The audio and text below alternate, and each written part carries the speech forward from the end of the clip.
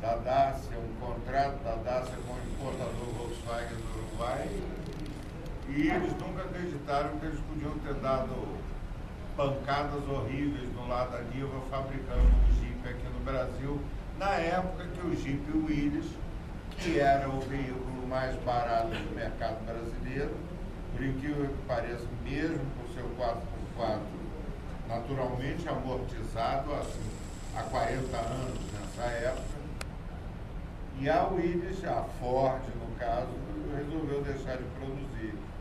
A história inclusive dá várias voltas, porque no final a Ford acabou comprando a Troller.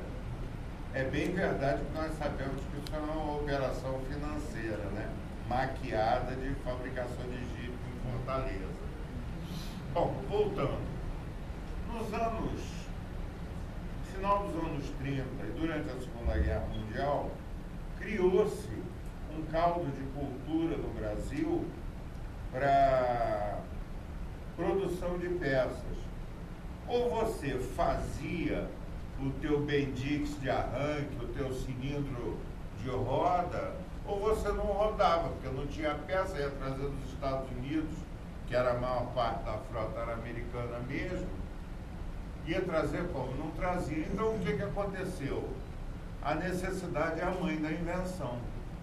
Obviamente, os carros foram sendo, ou mal ou bem, com qualidade ou sem qualidade, xing-ling ou alemão, foram sendo nacionalizados.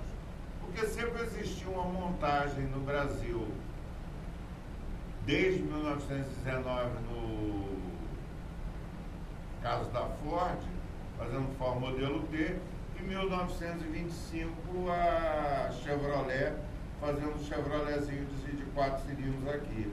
Que tem uma aqui em Santo Antônio do Monte, com o seu Zezé. Muito engraçado o carro, por sinal. Bom, quando terminou a Segunda Guerra Mundial, que o Brasil tinha muito dinheiro por causa de exportação de matéria-prima, aquela coisa legal que o mundo desenvolvido sempre fez com a gente, sabe? Leva a matéria-prima e vende manufaturado. A conta não fecha, né? Mas tudo bem. Como existem senhoras presentes no ambiente, eu não vou descrever com precisão o que isso quer dizer. Mas vocês podem imaginar, vocês são pessoas de farta imaginação. Muito bem, e o Getúlio percebeu que a casa ia cair. Em 1953, ele, que foi o primeiro visionário realmente, se juntou a um cara muito incrível chamado Lúcio Meira, que era almirante, e Lúcio Meira saiu rodando a bolsinha pelos Estados Unidos e pela Europa em busca de fabricantes, gente que quisesse fabricar aqui, que a Ford e a GM não queriam, eles queriam continuar trazendo CKD, botando uma bateriazinha, um vidro, um pneu, um tubinho de tubulação de freio, um tanque de combustível e etc e tal, componente de baixa tecnologia, e continuar importando o gostoso, que é uma operação extremamente ultra mega blaster lucrativa. Muito bem. Então o Lúcio Meira saiu rodando a bolsinha e encontrou dois visionários na Europa, um na Europa e um nos Estados Unidos. Essas histórias são muito interessantes, eu pelo menos julgo, né? Se vocês quiserem, vocês podem todos ir embora que eu calo a boca. Mas primeiro um cara chamado Teodoro Pigozzi, que era um grande visionário também. Na França dos anos 50, existiam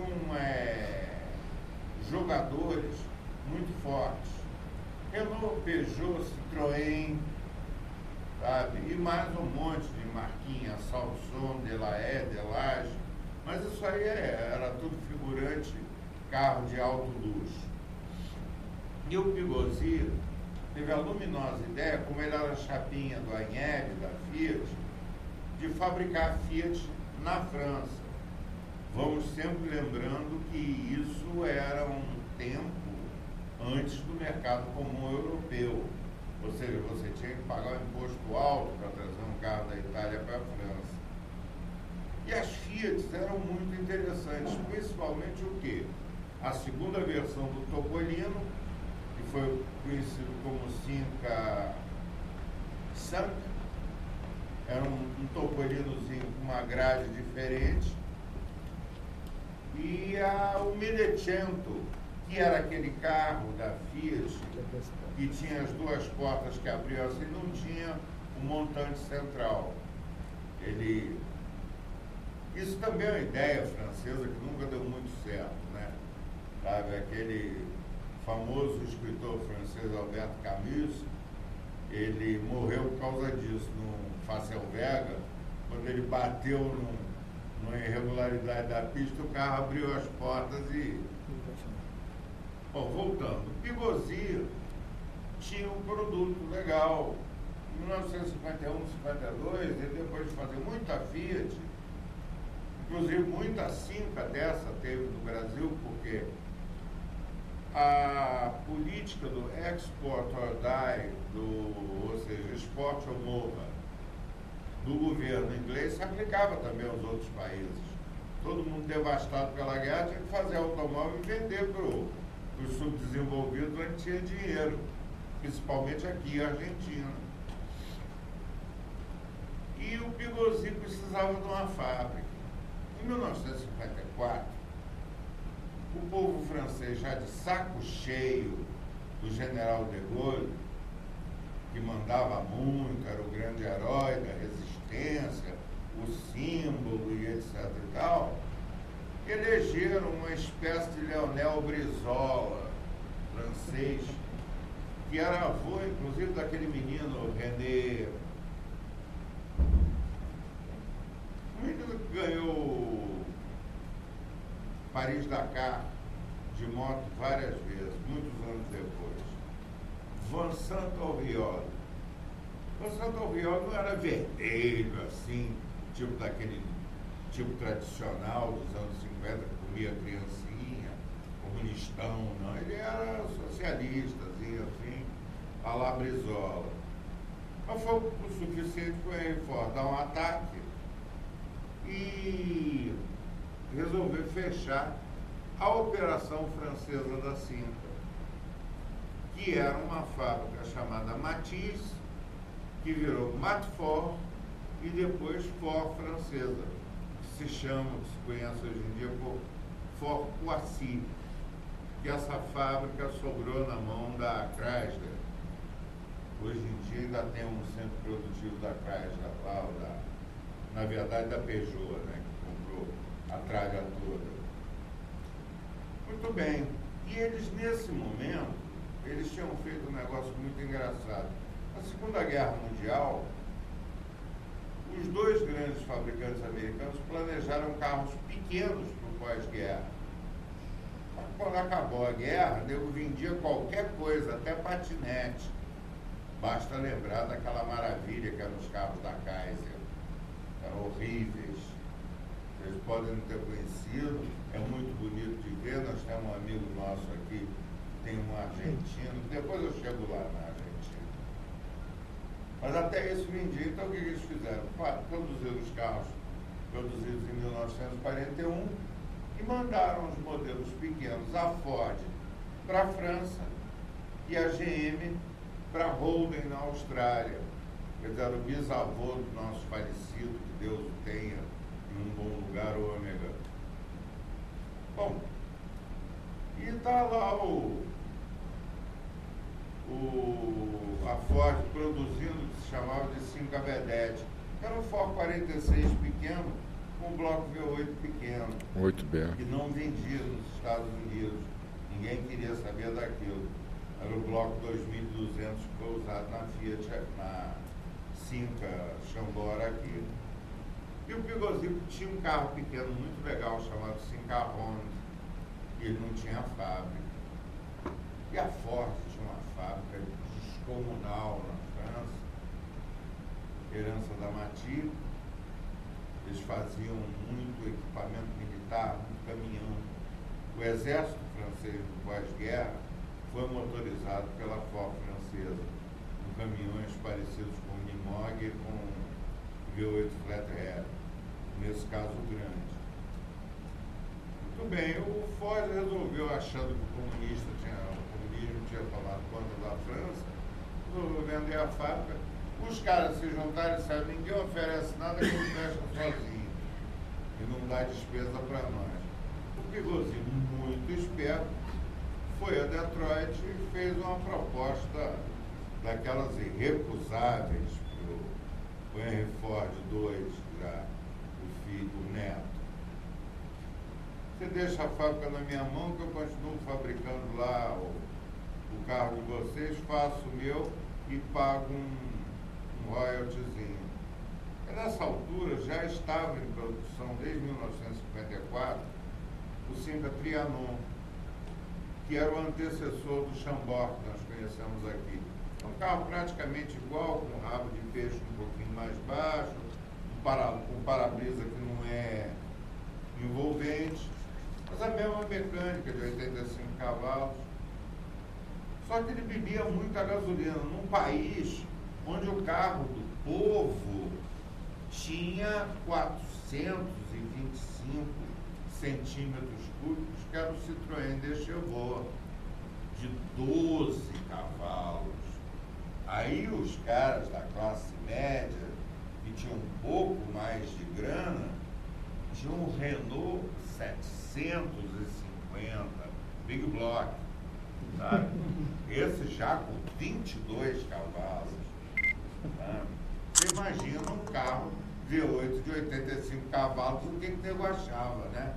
Achava muito legal, mas, pô, ninguém tinha dinheiro para sustentar o carro na bomba, né? E não vendia. Bom, seu Pigozinho ficou lá também com aquilo que, aqui, devido à presença de senhoras, eu não vou dizer o que estava colocado aonde e tal, mas continuou produzindo, fez lá o cincarrone dele, vendeu muito aqui, quando Papai Noel bateu na porta dele, que era o Almirante Mussumeira. Quer fazer um carro no Brasil? Quero, claro.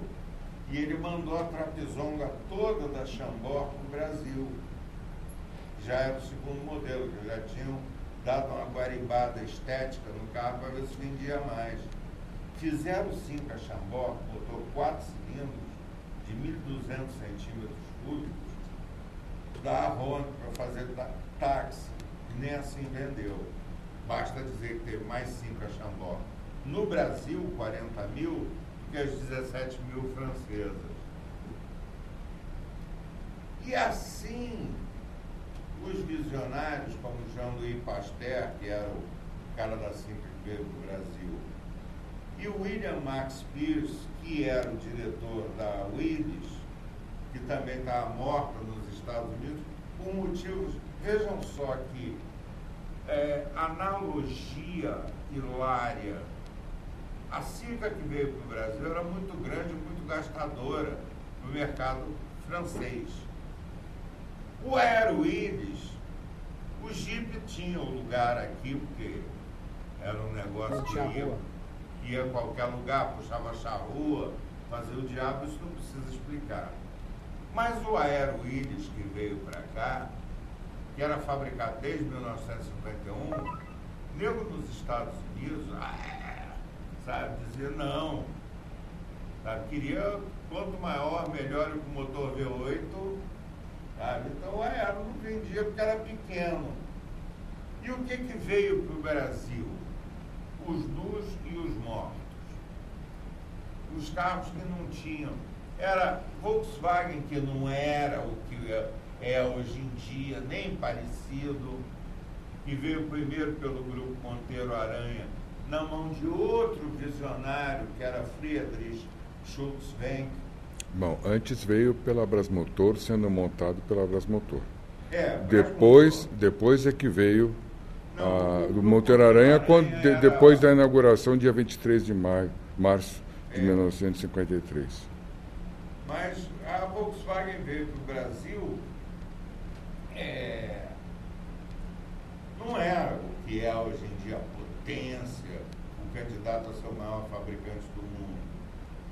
fizeram uma fábrica tentando se recuperar dos prejuízos da Segunda Guerra Mundial, e aqui eles fizeram um mercado para eles e foram se virando. Quer dizer, então teve esses visionários, e principalmente o maior de todos, que foi Juscelino Kubitschek de Oliveira, que acreditou, quando presidente, que era possível fazer uma indústria, um plano de metas, desenvolver um país, sabe? Isso sem entrar no mérito de quem roubou o que, aonde, por quê.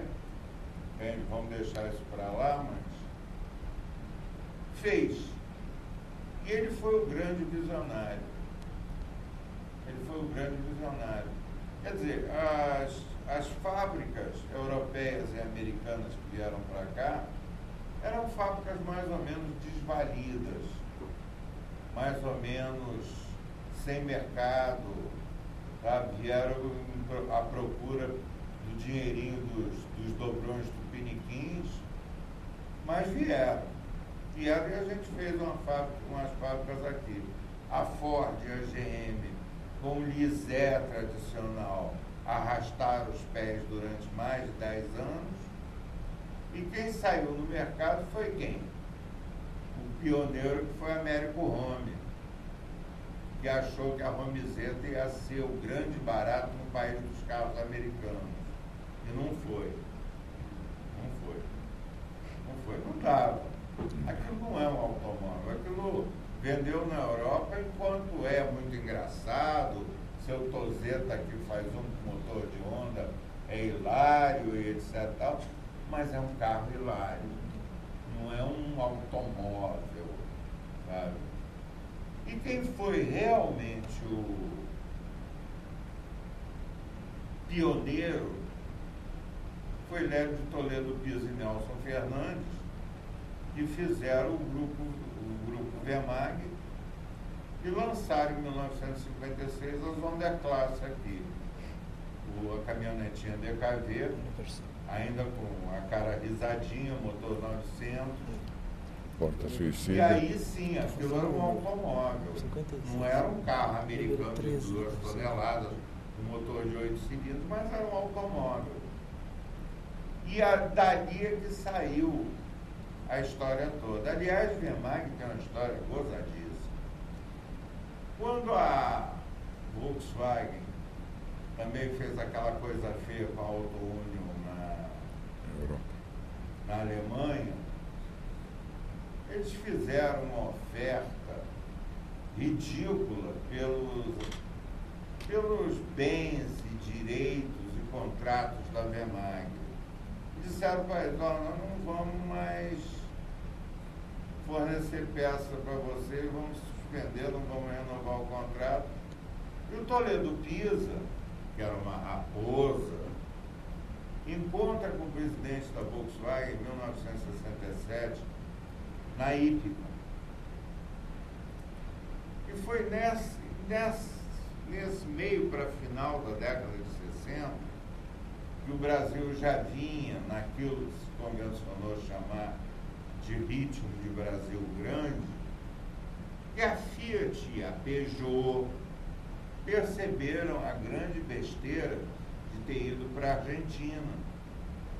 Porque enquanto o Brasil, ou mal ou bem, ou com polícia, ou com censura, ou seja lá o que for, se desenvolvia e tinha mais mercado, apesar do governo da Revolução não ter sido democrático, não só politicamente, mas economicamente também, porque o cara que está com fome, ele não contesta, então não pode dar dinheiro para a ralé.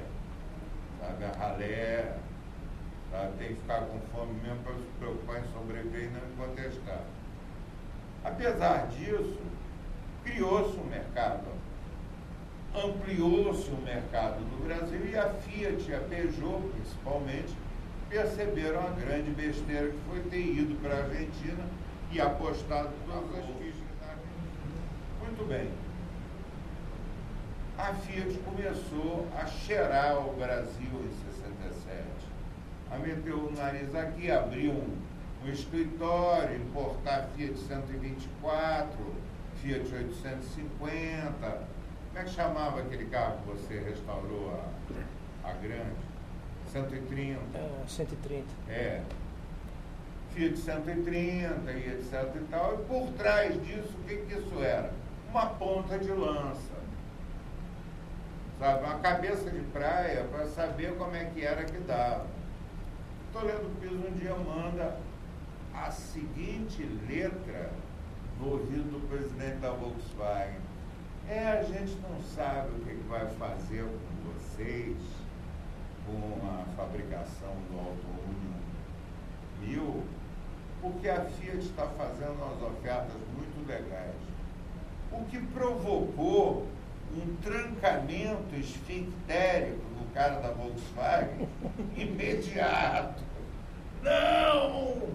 Concorrência não fez uma oferta daquela, uma proposta indecente do Lélio Toledo Pisa, que ele pagou os acionistas, as dívidas, os empregados e fechou o botequim, ainda ficou com muito dinheiro, o que retardou a Fiat durante 13, 5, 8 anos. Mas o aviso estava pregado na parede. O aviso estava pregado na parede e a vinda era inevitável. Sabe? A Fiat veio para o Brasil e hoje em dia a Fiat é muito maior, como seria óbvio de esperar no Brasil. Aliás, a Fiat hoje em dia é maior no Brasil do que na Europa. Sabe? De vez em quando eu encontro aí com o pessoal da Fiat e pergunto: como é que foi aquela subsidiária de vocês em Turim? Sabe, aquela fabriquinha lá, faz um monte de carro interessante, mas que dá pouco lucro. Então, muito bem. Essa é uma das histórias dos visionários. O Soler, como o Pagotto muito ricamente descreveu, o Soler teve uma ideia muito engraçada. Ele também era um visionário. Era um cara que acreditava que era possível fazer um automóvel. Porque eu acho que todo mundo aqui, que é da religião de Nossa Senhora da Combustão Interna, da Igreja de Nossa Senhora, todo mundo aqui já sonhou em fazer isso. Em fazer fazer 10 e tal, mas todo mundo teve esse sonho. E o Soler era um deles. O que o Soler fez com Brasinca e depois com Irapuru? Ele fez um negócio muito engraçado. Ele fez uma Corvette brasileira. Eu, por acaso, tenho um lugar muito especial no meu coração para a Chevrolet, de 49 a 54. Eu gosto, conheço, entendo, às vezes consigo recitar como um pastor protestante certas passagens do manual de oficina. Na página 27, sabe, os valores de geometria de trem dianteiro, os 4 diferenciais que teve, essas coisas inúteis que a gente guarda ao longo de anos e anos e anos. E uma coisa que me surpreendeu muito é que o Irapuru nada mais é do que uma Corvette C1. Por quê? A direção, o freio e a suspensão dianteira, principalmente o subchassi inteiro, que sai dali inteiro, é o mesmo de Chevrolet de 49 a 54 e do primeiro modelo de Corvette. O motor, o que era? Era um motor que, inclusive, tinha algo em comum com o Corvette, porque o 4200, o 261 Chevrolet, só foi usado em 2 automóveis no mundo, que não o Irapuru e os Pontiacs básicos canadenses. O resto todo mundo usou no máximo 235. Esses 6 cilindros que foi feito aqui tinham o mesmo comando de válvulas da Corvette C1 de 53 e 54. É um negócio muito engraçado isso. Só que era de lata, né? Que a Corvette era de fibra. O Irapuru era de lata, né? Sim. Eu estou me referindo à mecânica. Sim. A Corvette era de fibra, inclusive foi um dos pioneiros, né? pessoal da GM, que não era ainda o Arcos Dunlop, eles foram um dos primeiros carros de fibra de vidro em maior escala no mundo. Deixa eu aproveitar que você falou dos visionários, citou o engenheiro Pasteur, e agora você falou do Zora Arcos Dunlop, que era o pai da Corvette, né? Tem uma passagem muito interessante que na nossa indústria automobilística, pai da Corvette V8, né? Pai da Corvette V8, que acontece o seguinte: todo mundo sabe que tinha o Cinca Chambord, era o produto que tinha aqui, que a fábrica tinha que fazer esse produto vender. Então, desde o Alvorada, o táxi até o Presidente, tentando arrumar a versão para poder atingir diversas camadas sociais e tal. E o grande calcanhar de Aquiles da Cinca era o motor, que era muito fraco, né? Principalmente quando estava chegando o Opala, estava chegando carros mais rápidos, mais potentes, o Galaxy, né? Então o Pasteur falou: eu preciso fazer esse carro melhorar o desempenho. Então ele foi atrás de um projeto do Zora Arcos Dunlop, que antes da Corvette ele preparava motores para competição. Uma das coisas que ele fazia é preparava motores para competição.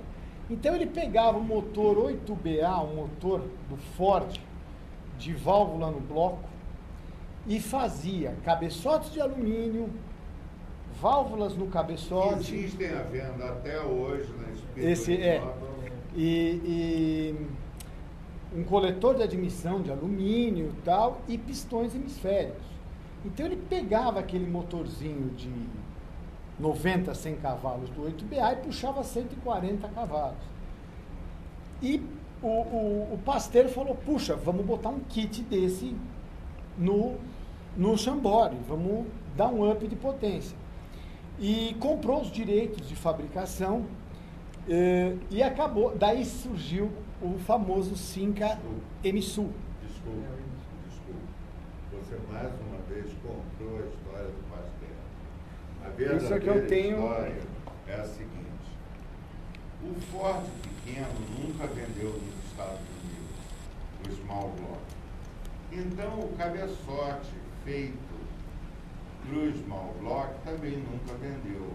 E o Dunlop, embora tenha conseguido vender 10 mil cabeçotes do grande, do 221 ou 3600, do motor pequeno não conseguiu vender quase nada. E ele empurrou isso por causa da Cinca Vedette, que usava o bloco pequeno, porque o bloco pequeno, na verdade, só foi fabricado até 1936 ou 37 nos Estados Unidos. Depois eles mandaram para a Europa, para a Alemanha, para a França e para a Inglaterra. Em todos esses três países teve Ford V8, pequeno e grande. E ele mandou esses cabeçotes todos, 4 ou 5 mil cabeçotes. Lembrem-se bem, nós estamos falando de um universo de 40 mil carros. 4 mil cabeçotes dava para fazer automóvel até dar com pau. E ele empurrou isso em nada mais, nada menos do que Pierre Ferry, que era o grande envenenador de motor Renault. Renault não tinha nada a ver. E mandou isso, vendeu isso a preço de praticamente peso para o Ferry. E o Pierre Ferry ficou com isso lá, 4 mil cabeçotes, sem ter o que fazer, que ninguém queria. Vendeu 5 ou 10 e o resto encalhou.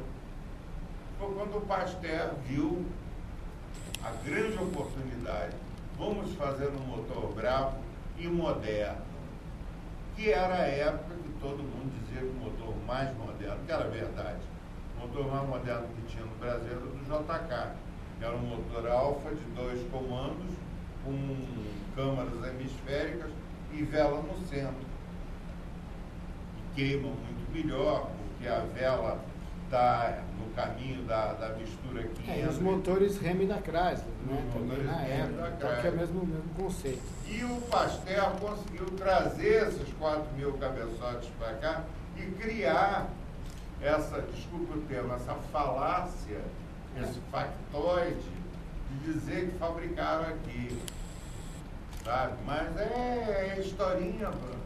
E o mais engraçado é que as peças do cabeçote, parece que as válvulas eram as mesmas válvulas que trabalhavam embaixo, que eram postas a trabalhar em cima, mas não tinha maiores problemas. Mas isso veio tudo da França.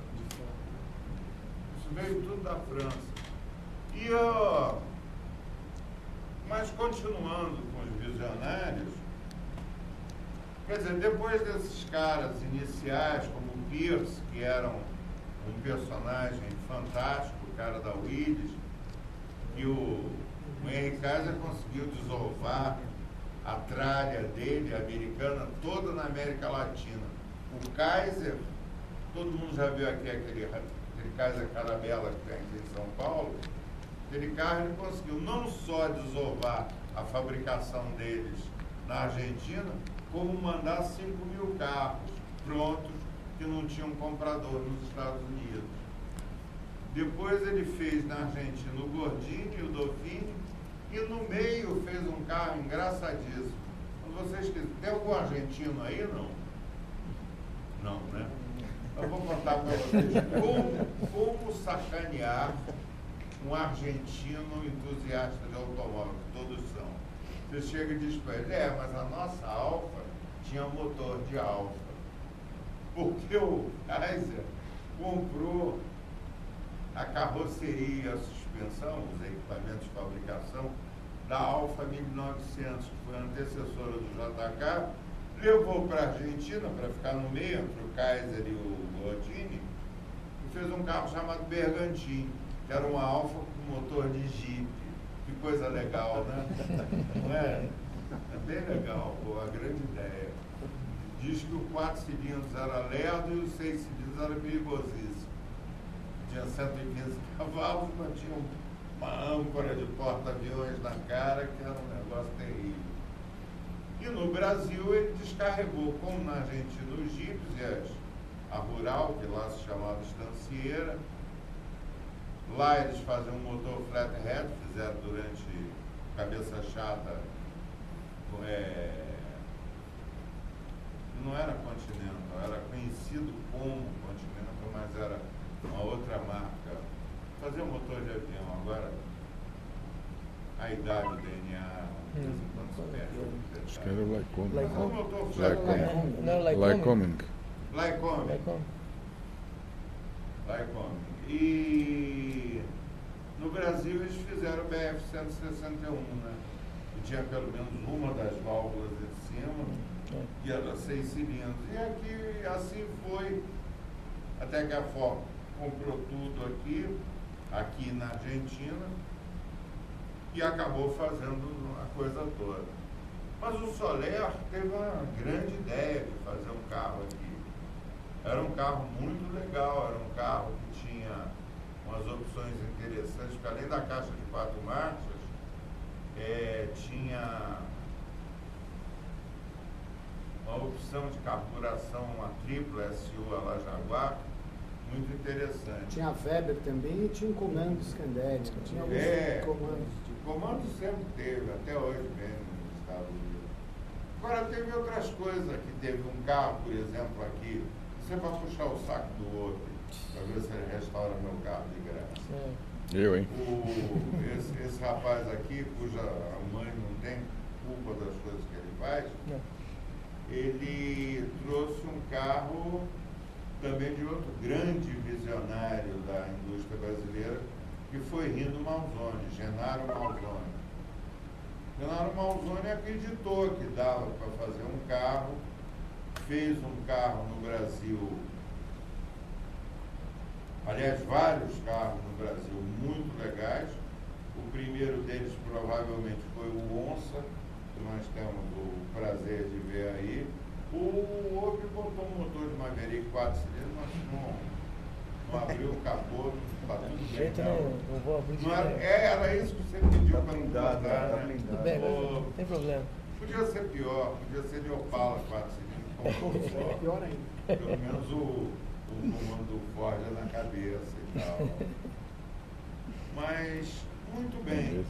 E o Malzone foi à luta e fez um monte de carro, fez o Malzone GT com motor de DKV, mecânica completa de DKV, com muitas glórias nas pistas, sabe? Um carro que até hoje faz os aficionados do DKV babarem de ódio ou de amor, que é aquele carro do dono do Hotel Serra Verde. Aliás, deixa eu dar um pequeno break aqui para os nossos comerciais. Eu faço parte da organização de um rally chamado Raid da Mantiqueira, que vai acontecer do dia 23 ao dia 24 de maio, próximos vindouros. Vai ser um rally muito legal, vai ter uma saída lá, rally de Monte Carlo, de Taubaté, de Porto Real e de Tiradentes, convergindo para o Hotel Serra Verde, em Pouso Alto, perto de Caxambu, onde então faz um loop por aquelas maravilhosas estradas de Minas no segundo dia. Quem quiser participar, um carro naturalmente elegível, pelo menos para ter a placa preta, não vamos falar em passaporte viva, quase ninguém tem, mas pelo menos uma plaquinha preta, um carro assim, sabe, razoavelmente standard, sabe? Não é aquelas coisas assim, Chevrolet 48 com motor V8 Dodge Dart, isso não, por favor. Então onça não dá. Não que eu não goste, eu até acho engraçado. Não dá para levar o onça então. Sabe, nós somos assim como moças donzelas. Nós temos que manter umas certas aparências, sabe, de pureza. Então, o rally, o ano passado foi muito legal, nós tivemos 40 carros, esse ano nós vamos ter aproximadamente 60, estão todos convidados para participar. Não é uma fortuna, 500 pratas, sabe, cada um se vira no próprio hotel, ou fica no Serra Verde, que é muito legal, mas em volta tem hotel de R$30 a R$3.000 por dia, cada um pode ir, tá? Por enquanto, vocês podem ter informação, ter mais informação na nossa página no Facebook, Raid da Mantiqueira, ou no site do Hotel Serra Verde. Em breve, nós devemos ter um site no ar, a Fé Remove Montanha, sabe? Nós devemos ter um site no ar. Muito bem, voltando. Seu Serra Verde tem lá um carro que teve uma história muito grande na Carlos André,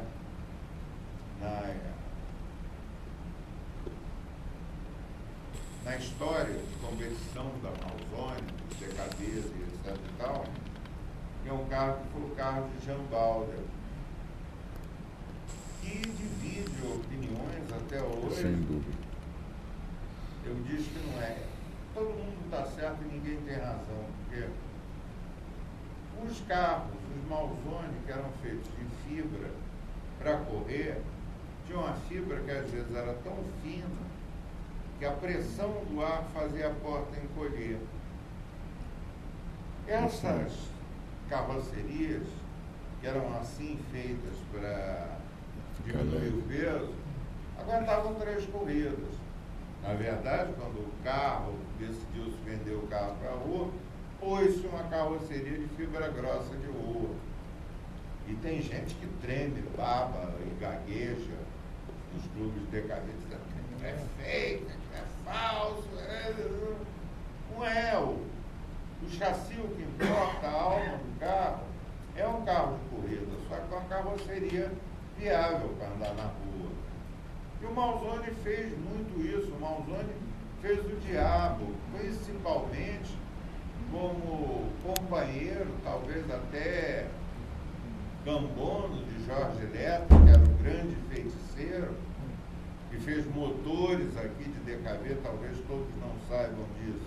Mas o Lettre fez motores aqui de corrida mais potentes e mais velozes do que os alemães, tanto que os caras vieram aqui pedir a benção. O Lettre fazia motores conhecidas as consequências que isso tem em motor 2 tempos, pistões furados, catástrofes gloriosas, mecânicas, explosões, faz boom. Muito bem. E o Lettre, figuraça que era, que Deus o tenha, que ele esteja hoje em dia mais rápido nas estradas do céu do que ele esteve nas estradas da terra. O Lettre fez muita coisa aqui. E também foi outro visionário. Um cara que mostrou, sabe aquela história da quando a Europa se curva no Brasil, a la Rui Barbosa, o Lettre, os caras vieram aqui ver que diabo era aquilo que ele fazia. Ele fazia um motor de 110 cavalos. Depois do Malzone, do Lettre, da história da Volkswagen ter comprado a Gemag, inclusive tem até um outro pequeno detalhe também, uma vinheta histórica. Não sei se vocês sabem, mas os últimos Puma DKV foram montados com mecânica Corcel, que ficava, o motor do Corcel ficava na frente da caixa de câmbio, igual o DKV era um motor pequeno e leve o suficiente. E eles chegaram a fazer 12. Quem conhece muito bem essa história é Bob Scar. E, muito bem, depois do Puma DKV, eles fizeram o Puma Volkswagen, que fez alguma coisa de competição em rally, etc e tal, e teve a longa história do Malzone com o Masteguin e mais o outro cara que eu não me lembro o nome, como é que chamava o terceiro sócio da Puma? O Milton Masteguin, o João Rino e o... Era o Rino, Masteguin, tinha Milton... eu não sei, eu não sou não. Bom, tinha um terceiro sócio que eu não me lembro o nome. Lumimari, como é que era? Era Lumimari. Não, era o Rino. O Milton Masteguin, que passou agora há pouco tempo. O Mário César de Camargo Filho. Não. Bom, Acho que era o Marinho, sim. Era o Marinho, isso mesmo. Marinho. Lumimar, era o Marinho. Bom, eles fizeram muita coisa, fizeram o que é reputado hoje em dia como o melhor carro de fibra feito em cima de chassi de Volkswagen. Não sei se vocês sabem, mas tem mais um maluco visionário na África do Sul que continua fabricando Puma até hoje. Ligeiramente diferente, detalhezinho, limpador de para-brisa, lanterna, farol, mas basicamente é o mesmo carro. E até o dia que a Volkswagen estragou a história deles fazendo um carro muito legal chamado Volkswagen SP2, que era a obra do Leiden, o outro também dos grandes presidentes e empreendedores da Volkswagen. A Volkswagen teve uns presidentes legais, né? O Schulz-Wenck, o Leiden, o Sauer. Esse cara que está aí agora também, que é bom, está na luta, correndo atrás do prejuízo. Agora, o maior de todos, o mais maluco, o mais estramelado da cabeça mesmo foi o Gurgel, né? O Gurgel era um Dom Quixote. Eu tenho grande admiração por quem parte de lança em riste contra moinhos de vento. Sabe? Eu tenho uma simpatia muito grande pelo perdedor nato, essas coisas assim, mas ele não era, perdão da má palavra, era maluco. Sabe? Porque, veja, todos esses casos que nós falamos aqui, era gente de 20, 30, 50, 100 carros. Isso aí faz. Agora, fazer 100 mil não é assim. Porque 100 mil carros tem um outro projeto muito mais complexo do que fazer o tal do carro, que é fazer a maldita fábrica.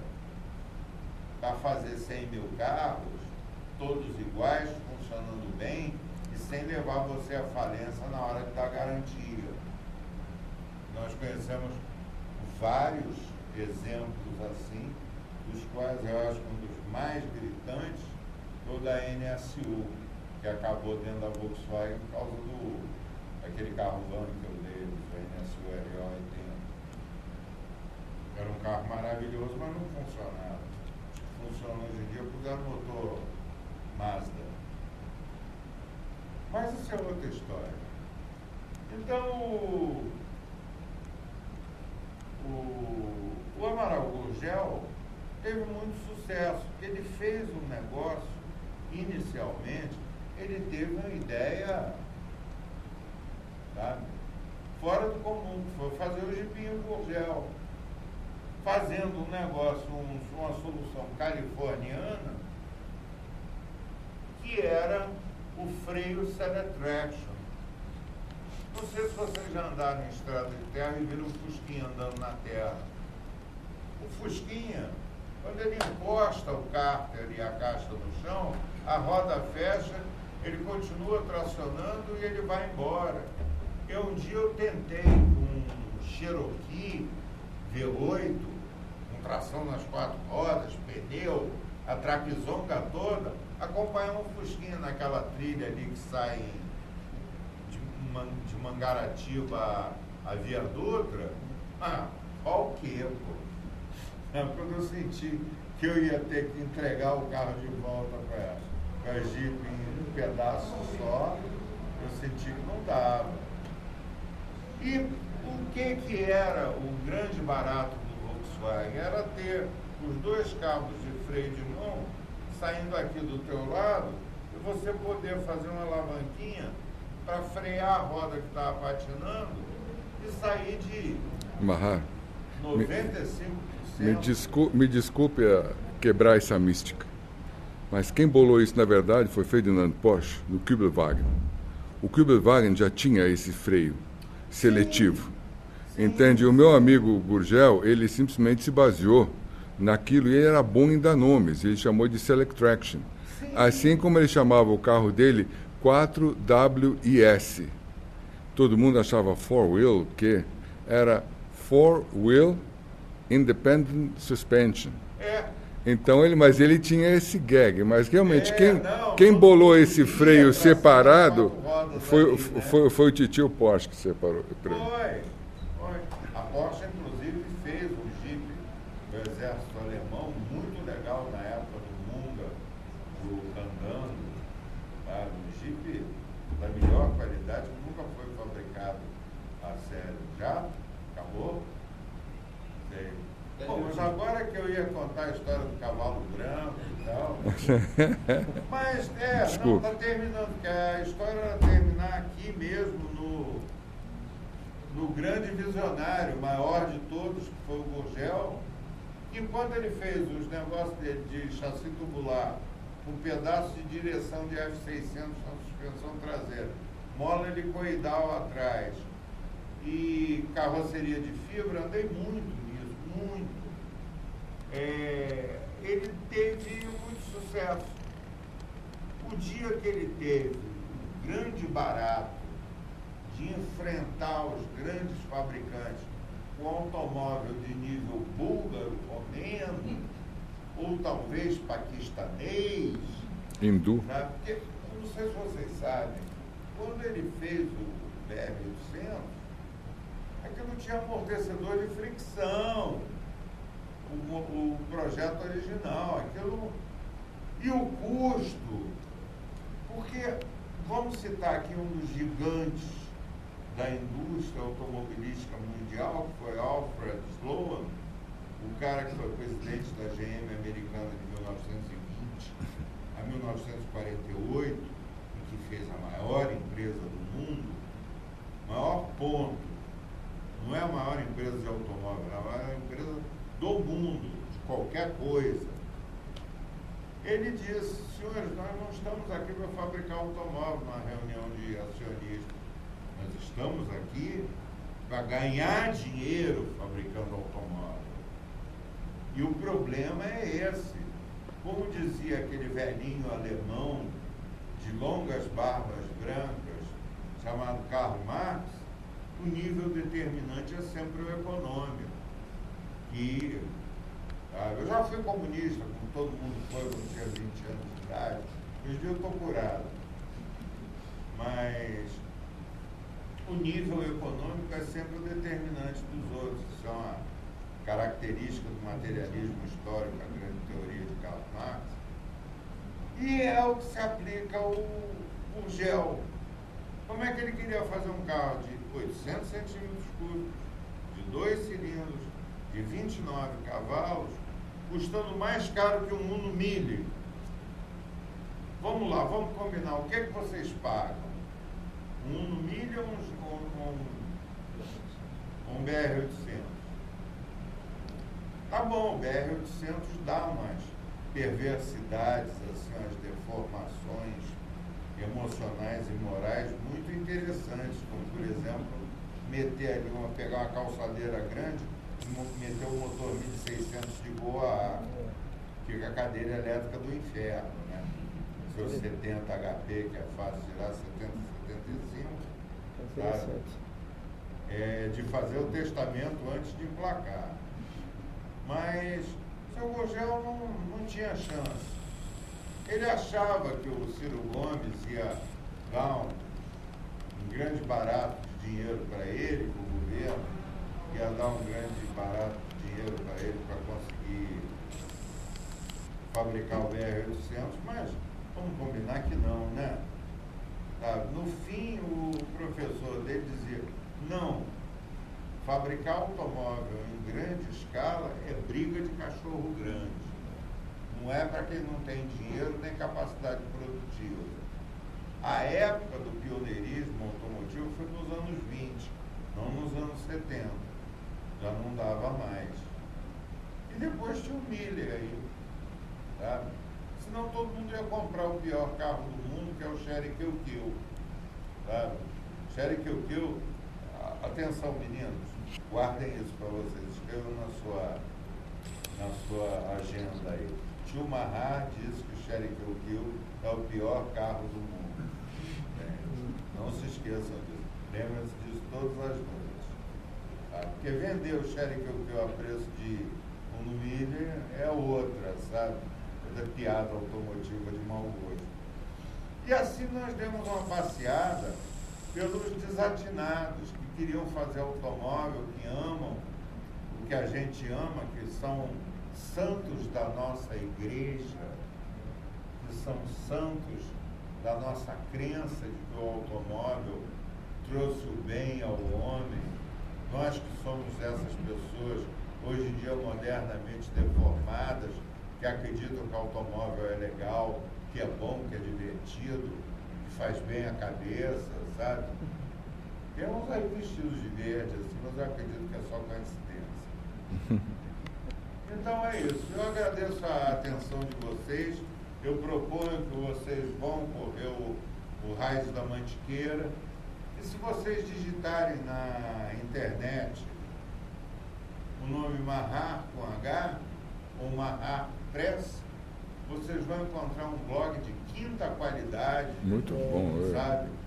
Que é um negócio meio... Fishing for compliments. Que eu preciso, sabe? Eu só ir lá, dar uma clicada. Não precisa nem ler, não, que é muito ruim, sabe? Mas eu preciso de Fishing for compliments. Tá? Muito obrigado a todos, uma boa tarde. Eu peço desculpas.